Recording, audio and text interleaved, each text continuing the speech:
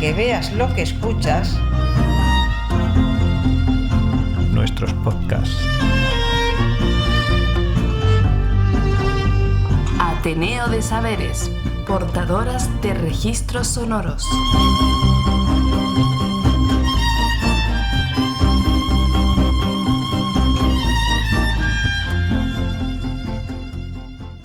Hola, bienvenidas a este Andurrial.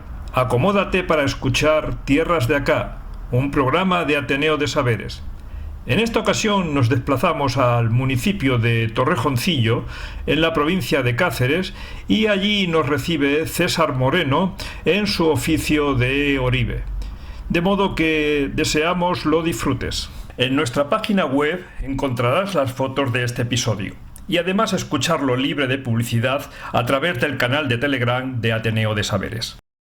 Unos pendientes parecidos a eso que hay allá a la derecha del esmalte, eso. Yo creo que era como eso, parecido. Esto lo que tiene es que se graba muy mal, porque esto hay que tener las manos encima de las piezas, entonces hay momentos en los que se pierde de vista la pieza.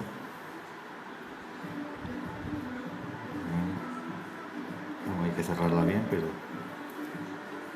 se ve un poco como...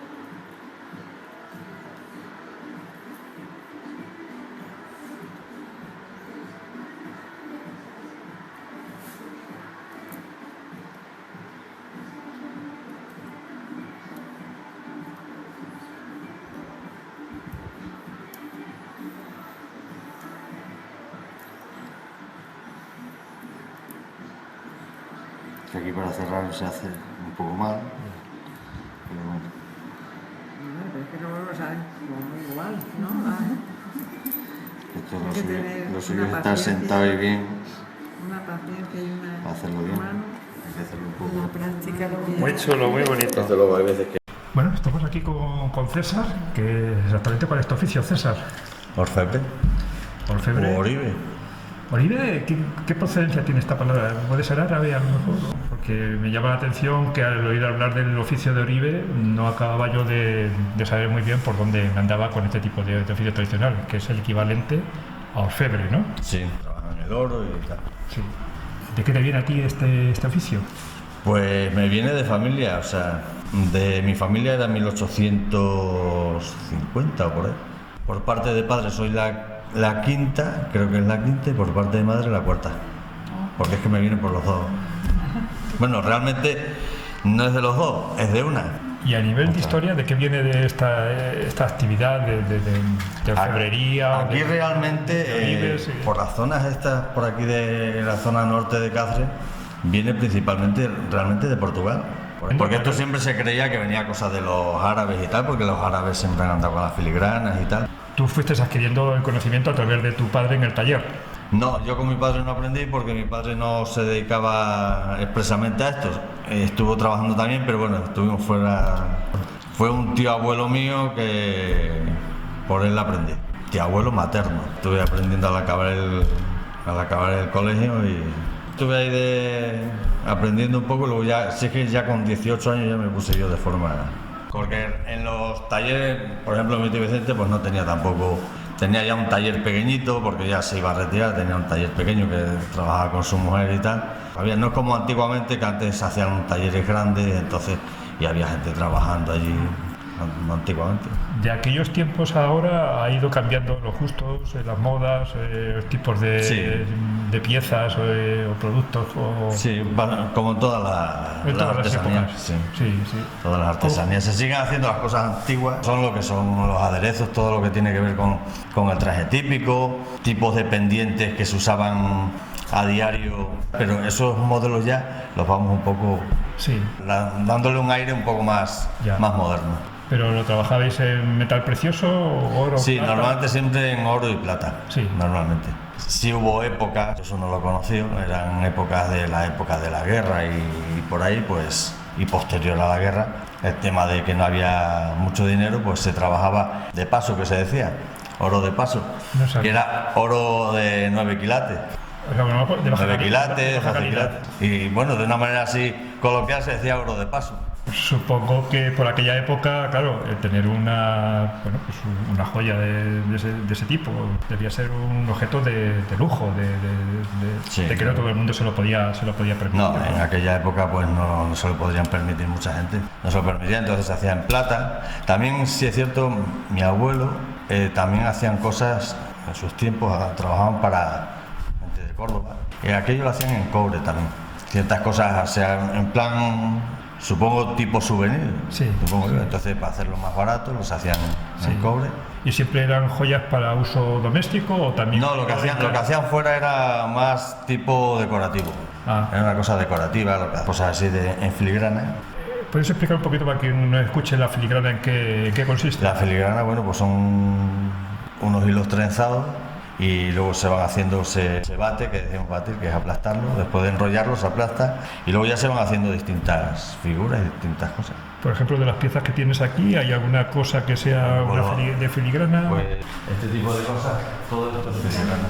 Ah, sí, Sí. La filigrana es lo que va por dentro. Sí. Que se ve ahí. Eso es lo de la filigrana, el llenado de filigrana, todas esas cosas así. ¿Y esto se sigue haciendo? ¿Lo sigues haciendo? Sí, se sigue haciendo. Veo que son pendientes, ¿no? Son pendientes, esto por ejemplo es esto del traje típico, el aderezo, vamos, es lo que es aquello, pero bueno, esto es hecho a mano. Y luego los pendientes son aquellos, los del traje, el de aquí. Luego se hacen botones de la capa Pero del traje típico, las cadenas de lentejuelas también se hacían. Pero los diseños corresponden a están identificados con una zona geográfica como es esta. Realmente los aderezos, o sea, lo que es aderezo o tembladera también, aquí lo conocíamos siempre como cruz de pebas. Ah, ¿y eso de dónde viene? Por las pebas le llamábamos a esto. Las lágrimas estas que suman. Aquí le decían cruz de pebas. Luego hay otros sitios que lo llaman tembladera. Y luego también se hacía lo que era ya por otras zonas, por ejemplo Montehermoso y otros sitios así, usan lo que es el galápago. ¿El Galápago? Sí. En vez de ser la cruz, eso es el galápago. ¿Y este de qué zona es? ¿De Montehermoso, Madrid? En Montehermoso lo usan y hay más sitios donde usan el galápago, pero básicamente lo que más se usa es el galápago y la cruz de peba. En general estamos hablando de toda Extremadura prácticamente. Sí. ¿Toda esta pieza la haces tú? ¿Todo? Sí, todo eso se hace. Es un trabajo muy minucioso, ¿no? De mucha laboriosidad o... Sí, eso lleva muchísimo trabajo. ¿Qué te puede llevar a hacer una pieza? La verdad es que no sé el tiempo, porque es que cuando hago piezas siempre llevo 2 o 3. Pero veo que es una pieza muy elaborada, muy trabajada. Estos son patrones, estos de mi bisabuelo materno. Estos son los cuadernos donde se anotaban las... Wow, Mira, eso... Estamos hablando de cuántos años pueden tener estos cuadernos. Sí, más de 100 años tiene. Esto es desglosado, es lo que es la cruz de pebas. Esto curiosamente, esto se hace la flor en armación. Esto se hace, eso hay unas medidas Sí. que son las vitolas para hacer las distintas flores. Esto se hace lo que es la flor. Todo moldeado con, ¿ve? Esto es una flor. Primero se hace lo que es se cortan así, luego se hace lo que es el peine y luego se va cerrando la flor. Wow.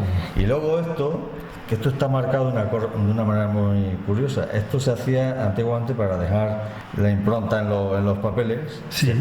Se cogía una vela, se encendía la vela, el humo de la vela dejaba esto negro, Dejaba impregnado y marcaba, se ponía aquí, se apretaba y así quedaba. quedaba el dibujo. O sea, esto está marcado así O sea, la vela, y no que se en el borra. cuaderno, digamos, estos dibujos no están hechos a mano alzada, sino que son como No. marcas Sí. como resultado de poner con el humo de la Sí. vela y haya marcado en el cuaderno, ¿no? Sí, eso es de eso. O cualquiera lo diría. Visto esto parece que es como un dibujo a mano alzada, ¿no? No, eso es, mira, esos son los distintos tipos de argollas, tamaños. Estos son medidas de las argollas esas. Esto es que está ya muy... Será preciosidad los Estos son cuadernos. calabazas. Calabazas. Las calabazas son, vamos a ver, saca unas calabazas por ahí. Eso, a ver. Lo que pasa, sin el lazo es, vamos a ver, es el galápago.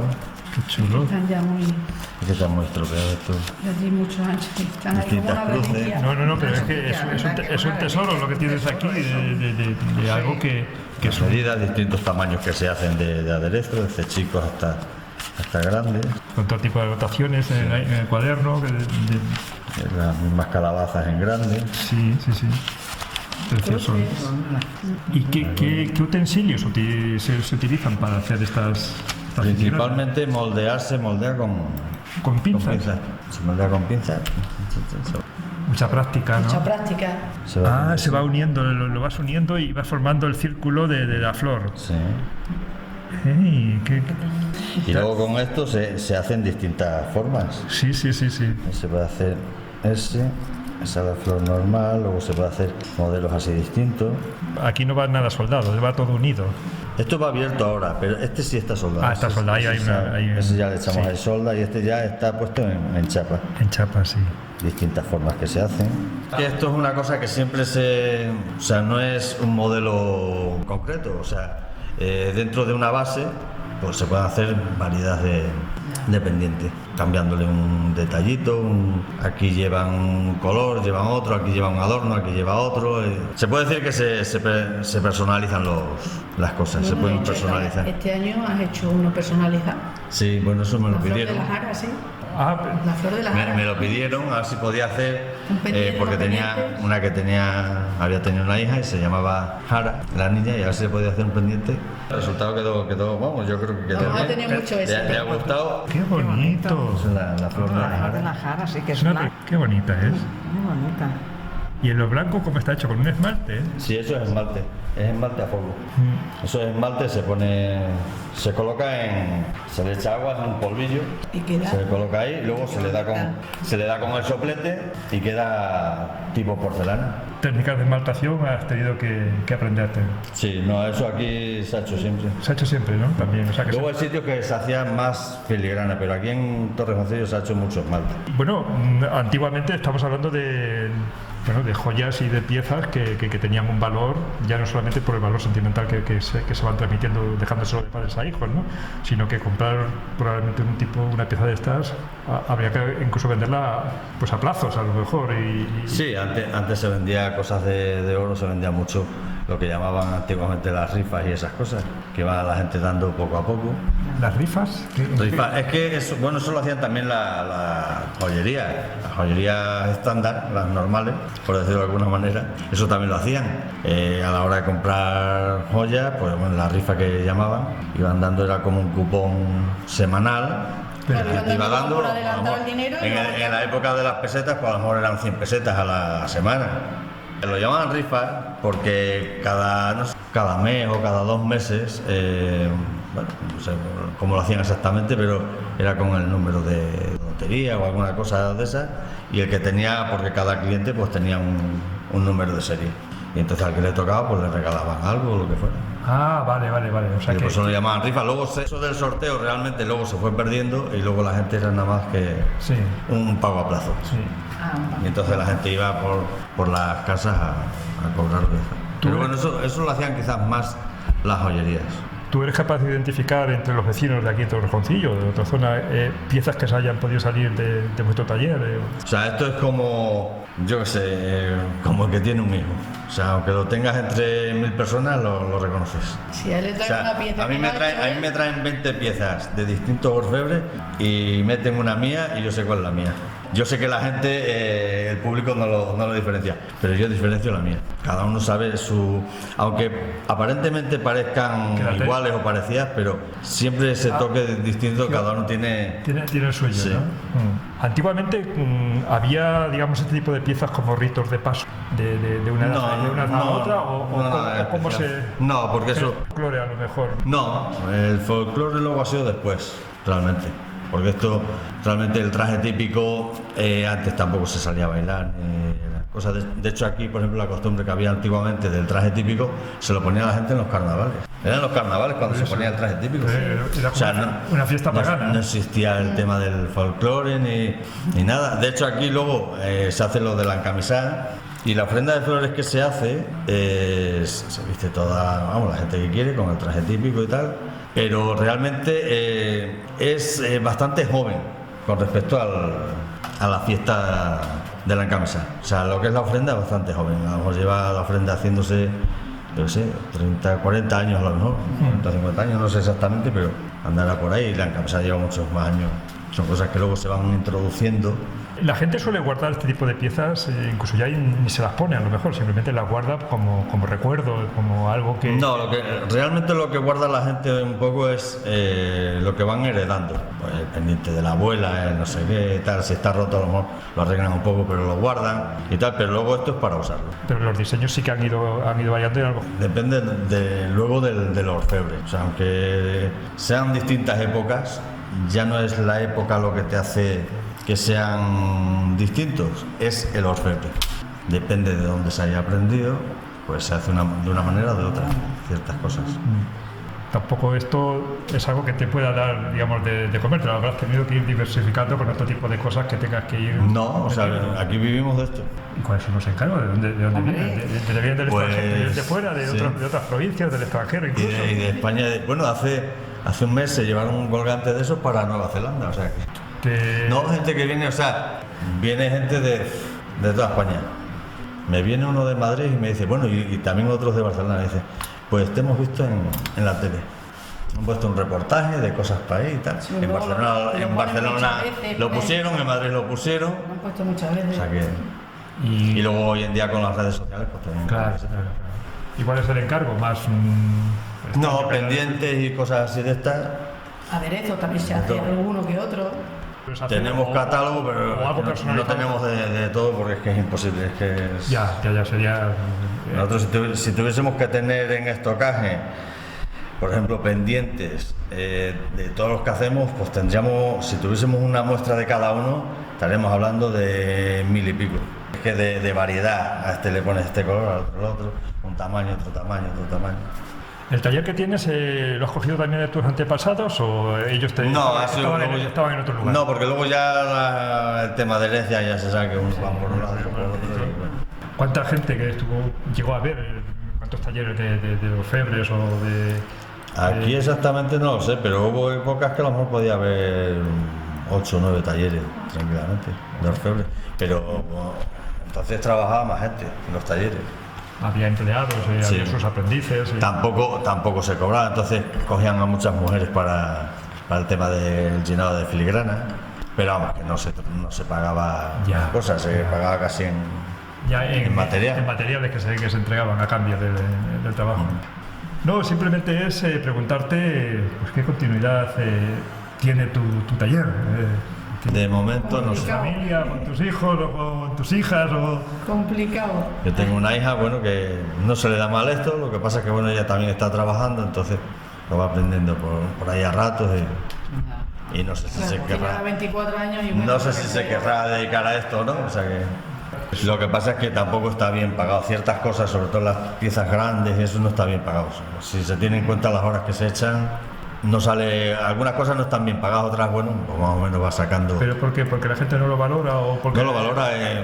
Yo siempre pongo un ejemplo, si aquí hubiese que cobrar la hora como la cobra un taller mecánico, habría piezas que no se podrían ni vender por el precio alto que tendrían.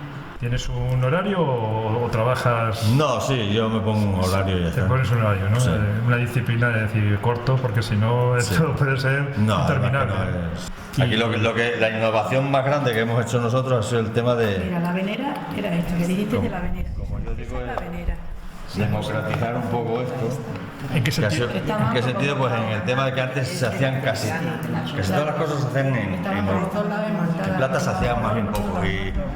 Y nosotros empezamos a sacar una línea hace ya 15 años en plata, o sea, hacer las cosas un poco más modernas y en plata, un poco más actuales, hasta el punto de que esto antes lo compraba, a lo mejor hace 20, 25 años lo compraba gente de una cierta edad y ahora chicas de 18 años los compran, porque hacemos ya cosas muy... las adaptamos mucho a los tiempos de ahora. A los gustos actuales. Es una cosas así de estas, que hacemos cositas así de estas, entonces todo eso así que hacemos. Que son preciosos los pendientes. Entonces son cosas que gustan. Las niñas, vamos a ver las niñas. niñas pequeñas cuando nacen, vamos, la mayoría llevan todas pendientes de Vamos esto. metiendo muchas cosas, porque estos, por ejemplo, estos colores antes no Colores se trabajaban. Se trabajaba el azul. Principalmente era el azul, el verde y el rojo lo que más se hacía. Todo este tipo de gama de colores y de modelos que se hacen. Son las niñas cuando nacen. Pero todo esto es en plata, veo que es plata de Sí, ley, es decir, sí, que, esto no, es plata. aquí no hay bisutería para nada. No. Es plata o oro, es lo que hacemos. Son, digamos, piezas que están esmaltadas en plata Y de esto- ley. Mira, esa en filigrana y esmalte. Qué bonito es. Este botón concretamente, esto está basado en el pendiente este, que es el mismo botón. Hay que adaptarse a los tiempos. Claro. Porque las cosas antiguas, aunque se siguen haciendo, pero siempre se hacen menos. Claro. Se hacen menos porque realmente lo que son las cosas típicas y tal, y ciertos modelos de pendientes, pues la gente joven no se los pone Sí, estos por eso, grandes que se son hacían muy largos. recargados, muy eso no se lo largos, ponen. demás, bueno. Y entonces, bueno, pues hacer un poco para lo actual. No. Porque encima, bueno, las cosas antiguas también pues tienen de las abuelas y de esas cosas, entonces. Pasa un poco como toda la artesanía. Antiguamente, por ejemplo, lo que es la alfarería, que te la habrá contado Antonio, se hacía pues para uso doméstico. Exacto. Y ahora ya es decorativo. Ahora es mucho O sea, decorativo también es adaptarse A los los gustos. A tiempos. los nuevos tiempos ya, yo qué sé, Sí, claro. y a las necesidades. Claro. Ya se ha dejado de usar como utensilio de casa. y ahora ya se hace para Y se usa decoración. mucho de decoración. Saberlo adaptar para los nuevos tiempos y ya está. Se usa mucho de Que decoración. supongo que lo habrán hecho también en años anteriores también. Supongo yo que habrán ido adaptándose a los gustos y a, Claro. y a los usos que Claro. en cada momento. Sí, se van adaptando. había, ¿no? Y hay oficios que yo creo que se han perdido por eso, por falta de adaptación quizás. Eso es lo que yo digo, porque veo que quizás en otros países la gente ha sabido, digamos, generación tras generación, saber innovar para ir con los tiempos, ¿no? Sí. Y yo creo que también no solamente es el tema del recambio generacional, que hay mucha culpa de ello, pero también probablemente porque los hijos o las hijas no han sabido reenfocar el negocio Sí. para el momento en el que... Sí, eso es una parte del problema, porque de hecho, si en un oficio de estos te quedas estancado en lo que se hacía antiguamente, llega un momento en que ya no hay mercado Mueres. para lo que se hace. Entonces, si no hay mercado, se pierde el oficio. Pero bueno, para eso deberían estar las escuelas de artes y oficios y las formaciones profesionales, ¿no? Para que la gente Debería de haber, coja debería. oficios tradicionales y sepa, digamos, cómo orientarlos o reorientarlos, ¿no? Tampoco se promueve. Yo creo que en el país falta, digamos, una cultura, la gente joven sepa qué atractivo tienen y cómo poder vivir de ellos. Bueno, trabajarlos hay que trabajarlos, es como toda vida. O sea, Lo que pasa es que también hoy en día la cultura que hay entre los jóvenes es la rapidez. Venga, lo cojo aquí, lo suelto allí. Y estas cosas son de calma, de tranquilidad, bueno, pero también hay una parte, la parte creativa que siempre tiene. siempre hay gente que le gustan todas estas cosas, pero Sí, pero también es un poco el engancharte, ¿no? Yo creo que a veces hay un rechazo por la inmediatez que muchas veces hay, pero en el momento que tú te enganchas con esto y le ves de que de tus manos está saliendo una pieza que eres gustoso porque la has creado tú, pues eso yo creo que tú lo sabrás Sí. mejor que nadie, la satisfacción que da.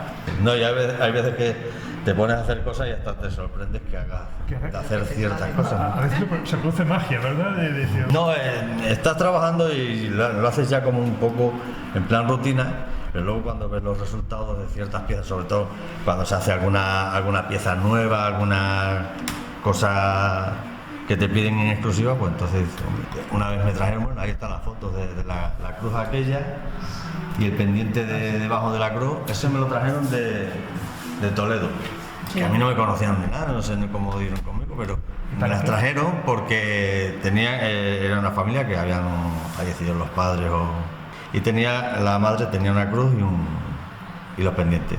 Entonces querían las dos hermanas lo mismo. Entonces me lo trajeron para hacer una réplica. Entonces, bueno, cuando te haces la réplica, modestia aparte, quedó calcada. De hecho, la clienta quedó muy, muy contenta. No sabía diferenciar cuál era. el original de la réplica. Entonces, esas la cosas. avenida, ¿no? Sin tener que ir una cosa que no has hecho. Porque luego cuando te traen las réplicas es lo más trabajoso quizás porque no cuentas con patrón, medidas, sí. no tienes nada, entonces tienes que ir haciendo cálculos, tienes que hacer pruebas, tienes que hacer medidas. Es un reto, Sí. Ahora va a haber una exposición de esto, de orfebrería, en el Museo de Cádiz. Van a tener cosas hasta de Portugal y todo. Y ahí para que se den a conocer. Venís a conocer lo que es. De hecho, el director del museo, hace 2 años o 3, ha escrito un libro, vamos, son 2 tomos Sí. de libros, de los orfebres de Extremadura. Wow. Y por ahí me enteré yo también parte de familia mía. Yo tenía conocimiento de familia, pero claro, él luego hizo un trabajo de investigación Pues. en archivos y en todas estas. Que antiguamente se llamaba, para darse de alta en este oficio, se le llamaba sacador de fuego. Yo es la primera vez que me enteré de eso. Y lo comenté encima con un amigo de Córdoba, y le comenté el tema y dice, sí, sacador de fuego. O sea, en Córdoba, en esos sitios también se conoce así. También antiguamente, yo eso no lo conocía, pero en los talleres antes había fraguas para fundir, ¿En los talleres de orfebre? porque se fundían fraguas. Porque entonces no había tampoco los sopletes que hay hoy en día. Incluso antes, eso sí lo he visto yo soldar así, se usaba, era tipo como una pipa, era un tarro así con depósito, o sea, con algodón, le echaban, no sé si no era gasolina, era otra cosa, le echaban. Benzina, Y tenía aquí una mecha y salía ahí una llama. Y entonces luego con un tubito que acababa muy fino, soplaban Será y por con eso. eso le daban la fuerza a la llama. Será por eso lo de Para sacador. soldar y todas esas cosas. Se soldaba así. Claro, vendrá por ahí lo del sacador de fuego. Se soldaba así antes, entonces, claro, para fundir pues necesitaban las fraguas. Hoy en día, como ya hay sopletes modernos que tienen fuerza y entonces ya no hace falta. No, pero, Se hace ya como- pero es interesante escuchar cómo la gente resolvía, digamos, los problemas. De hecho, antiguamente Con los medios con los que tenía. era un oficio, como se decía, sucio de ensuciarse. De ensuciar. Y claro, el método que se usaba para soldar y todas esas cosas, la gente pues se quedaba Se manchaba. manchada. Sí, Va la viendo necesidad. maquinarias nuevas, ahora tenemos ya pulidoras, cuando sacaban las piezas se meten en las pulidoras, antes se pulía a mano. Se cogía lo que era un bruñidor en una pieza fina, o sea que está pulida, y con eso se le iba dando a los pendientes por aquí detrás, para sacarle brillo. Eso se hacía todo a mano, por eso hacía falta mano de obra entonces. Claro. Porque claro, todas esas cosas. Muy bien, pues de nuevo daros las gracias, César, Nada. muchas gracias a ti, Daniel. Y bueno, pues simplemente que si alguien se acerca por Torrejoncillo, pues que venga a tu taller, que el taller se llama el equivalente de orfebre. Oribe. Oribe. Oribe. Es que lo de orífice, eso también lo saqué yo de lo del libro que hizo el director del museo. Para hacer el libro acogió datos de archivos hasta de cosas de Portugal y de las primeras familias portuguesas que vinieron aquí a Extremadura, y de ahí ya empezó a salir los distintos. Curioso ese origen, ¿no? Que nunca pensaría yo que de Portugal hubiese este... Sí. De hecho, no sé si era el primer antepasado mío, no sé si tenía contacto con un portugués o algo, tuvieron por ahí. Por lo visto entraron por Zarza la Mayor, sí. entraron. O sea, los primeros se empezaron a instalar ahí, que está pegado con... Sí, Y luego ya tiraron ceclavín, todas estas historias. Pues nada, de nuevo, daros las gracias, ha sido un placer. And I know winter will pass by so that my heart, what can I do?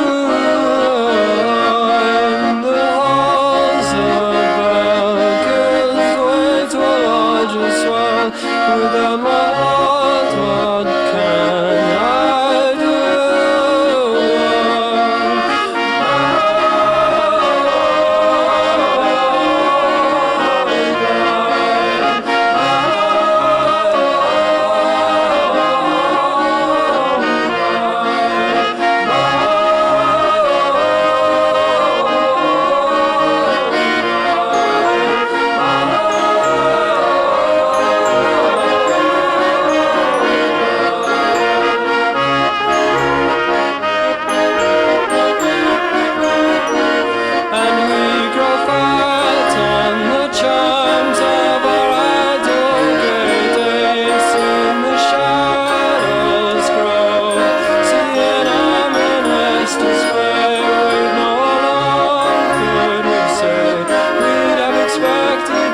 away, and the